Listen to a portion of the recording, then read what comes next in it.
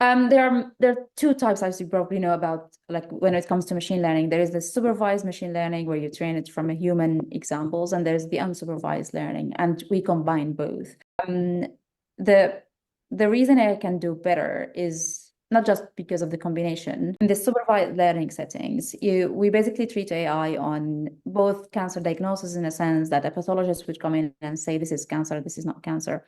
And then AI will learn that kind of pattern. And they're usually morphological patterns. So the size of the cells, the color, the location, and so, like morphological features basically about how they structure and the stroma and like the kind of the surrounding tissues and all of that account to what makes a cancer cancer and what makes a healthy tissue. And the reason I can do better is simply because there's a lot of objectivity when it comes to assessment. And we're talking really now about the simplest case, right? Like cancer, no cancer. And a lot of pathologists sometimes just simply miss it, whether because sometimes it's kind of one or two cells that are isolated that the pathologist didn't really pay attention to. When we talk about a human tissue sample, you're basically looking at a glass with a tiny tissue under the microscope. That tiny tissue has hundreds of thousands of cells. So you have to kind of zoom in and out in different areas and scan the whole tissue to look at abnormalities. And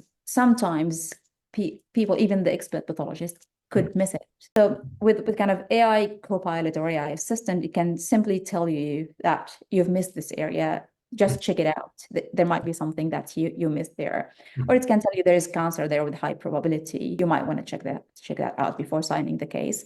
So that's very valuable because in some scenarios, if you talk about breast cancer, for instance, or colon cancer, there are up to sometimes 30% of cases that are missed. That's a huge number. And you have the capacity not to miss them. So we really have no excuse like not to use AI in those scenarios. My sister is I probably mentioned, is a pathologist in the US, and they would tell you that what they can see under the microscope is probably 20 to 30% of what is in there, and we can definitely increase that. And there's definitely a huge room for novel biomarkers that are linked to each patient and how they would respond to treatment and how we can do healthcare way better.